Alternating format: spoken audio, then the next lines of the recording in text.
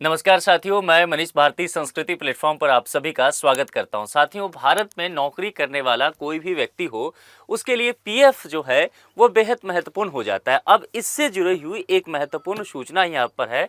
कहा गया है कि एटीएम से भी पीएफ का पैसा निकल सकता है। जैसे अभी हम सब जाते हैं एटीएम में और आपके बैंक अकाउंट में जो पैसा होता है, आप उस मशीन से वो पैसा निकाल लेते हैं ना। लेकिन क्या ये पॉसिबल है कि आपका पीएफ का जो पैसा है वह भी अब एटीएम से ही निकल जाएगा? इसको लेकर के व्यवस्था की गई है, अपडेट दिया गया है। क्या क्या डिटेल्स है, इस पर विचार करेंगे। देखिए, कैसे निकाल सकते हैं ईपीएफ का पैसा और क्या आसान तरीका हो सकता है, उसको लेकर के हम बात करेंगे।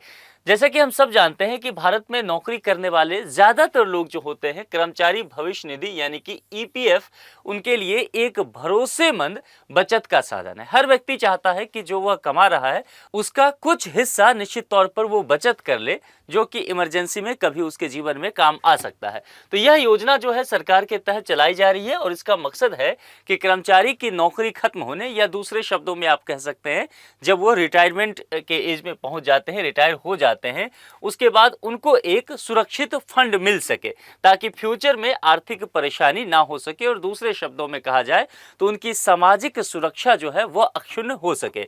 हर महीने कर्मचारी और कंपनी क्या करते हैं, इसमें दोनों मिलकर के सैलरी का एक हिस्सा जो होता है ईपीएफ खाते में वो जमा करते हैं। जैसा कि हम सब जानते हैं कि जो भी लोग काम करते हैं, जॉब करते हैं, तो उनके सैलरी का एक हिस्सा जो है, कुछ अंश कह सकते हैं, वो उस अकाउंट में जाता है और जो नियोक्ता होता है उसके अकॉर्डिंग वह भी कुछ अमाउंट उसमें डालते हैं। धीरे धीरे क्या होगा कि अगर मान लीजिए प्रत्येक महीने ये काम हो रहा है, साल के 12 महीने तक हो रहा है, और जब तक वो सर्विस में है 20 साल 25 साल तब तक ये कह रहे हैं, तो छोटा छोटा रकम जो है अपने आप में एक बड़ी रकम हो जाएगी और रिटायरमेंट के समय एक अच्छा फंड उनके लिए तैयार हो जाता है, जो निश्चित तौर पर भविष्य में उनके लिए एक आर्थिक तौर पर सुरक्षा देता है।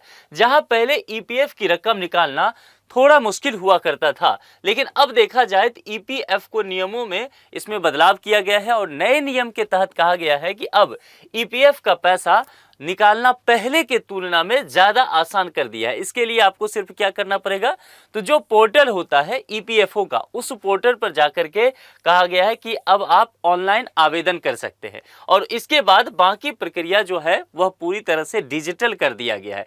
जिस तरह से हम लोग डिजिटल इंडिया की बात कर रहे हैं ना, आजकल हर चीज जो है टेक्निकल एज में है, तो हर जो व्यवस्था है सरकार चाह रही है कि सुशासन और ई गवर्नेंस के जरिए सुशासन ज्यादा बेहतर तरीके से लाया जा सकता है। तो निश्चित तौर पर यह डिजिटल व्यवस्था इसको लेकर के भी किया गया है।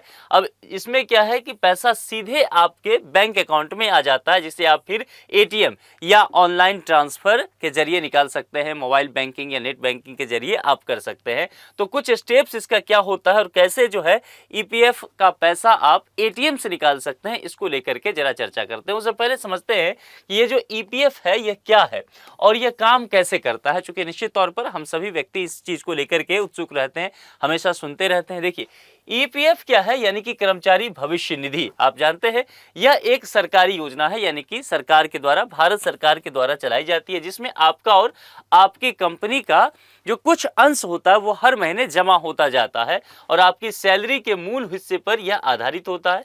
यह रकम आपके नाम से ईपीएफओ में सुरक्षित रहती है और इस पर इंटरेस्ट भी मिलता है। जो रकम आपका जमा रहेगा, ब्याज समय पर आपको थोड़ा बहुत मिलता रहेगा। और जब आप रिटायर होते हैं या आप नौकरी बदल लेते हैं, मान लीजिए आप कभी किसी कंपनी ए में काम कर रहे थे, अब बी में चले जाते हैं, तो नौकरी बदलने की स्थिति में या आप सर्विस से रिटायर ही हो जाते हैं, उस स्थिति में आप इसे निकाल सकते हैं, है ना। लेकिन आज की बात अगर किया जाए, जैसे मैंने कहा कि इस प्रक्रिया को थोड़ा सा आसान बनाया गया है, तो आज की स्थिति में देखेंगे तो यह योजना जो है अब सिर्फ रिटायरमेंट तक सीमित नहीं है कि आप रिटायर होंगे तभी पैसा निकालेंगे, बल्कि आप क्या कर सकते हैं, समय पड़ने पर इसका पार्शियल विड्रॉल कर सकते हैं, यानी कि कुछ हिस्सा जो है वह आप समय के साथ इसका निकाल सकते हैं। और ईपीएफ की राशि जो है निकालने से पहले आपका यूएएन एक्टिव होना चाहिए। आपके बैंक खाता जो है, आपका जो पीएफ पीएफ अकाउंट होगा उससे लिंक होना चाहिए और आपका आधार और पैन नंबर ईपीएफओ पोर्टल पर ये अपडेट होना चाहिए।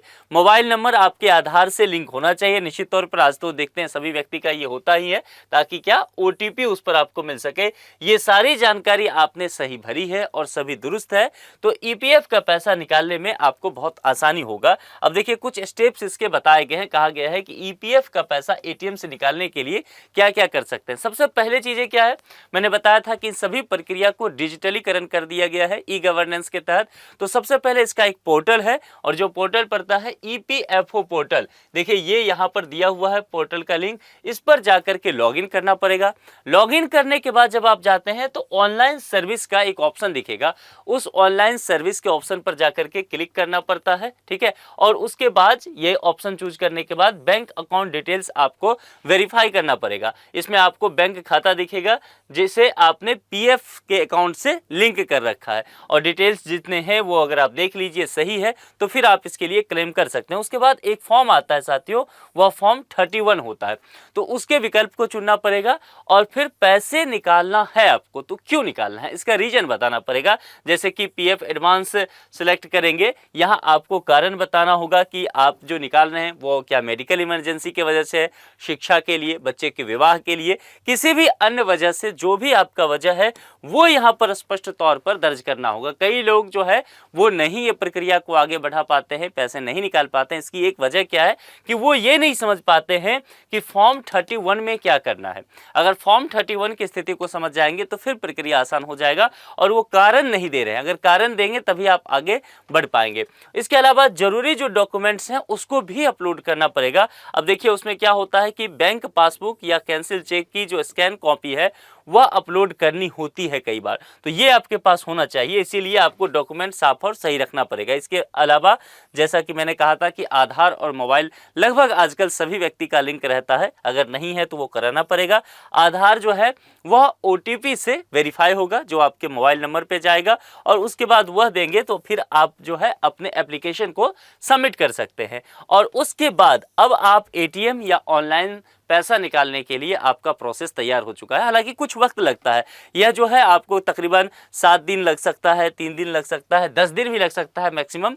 लेकिन अब जो है चूंकि आपके पीएफ अकाउंट से आपका बैंक अकाउंट लिंक था तो वो पैसा बैंक अकाउंट पर अब सीधे ट्रांसफर हो जाएगा और उसके बाद अब बैंक अकाउंट में आ गया तो वही प्रक्रिया जैसा कि अभी आप एटीएम से जाकर निकालते हैं उसी प्रक्रिया को पालन कीजिए और आराम से अपना पैसा जो है एटीएम से जाकर के निकाल सकते हैं। तो देखा आपने कि किस तरह से ई डिजिटलीकरण के माध्यम से गुड गवर्नेंस को अचीव करने के लिए गवर्नमेंट कोशिश कर रही है। तो इसके जरिए निश्चित तौर पर बहुत सारे लोगों के जो जीवन है ना, जो बहुत सारे कर्मचारी हैं, बहुत सारे बुजुर्ग व्यक्ति हैं जिनको पैसा निकालने के लिए बहुत भाग दौड़ करना पड़ता है, उन सब के लिए ये बेहद महत्वपूर्ण फैसला होगा। आप इसके विषय में क्या सोचते हैं कमेंट बॉक्स में लिख करके जरूर बताएं। आज के लिए इतना ही। जुड़ने के लिए आप सभी का बहुत बहुत शुक्रिया। Thank you so much.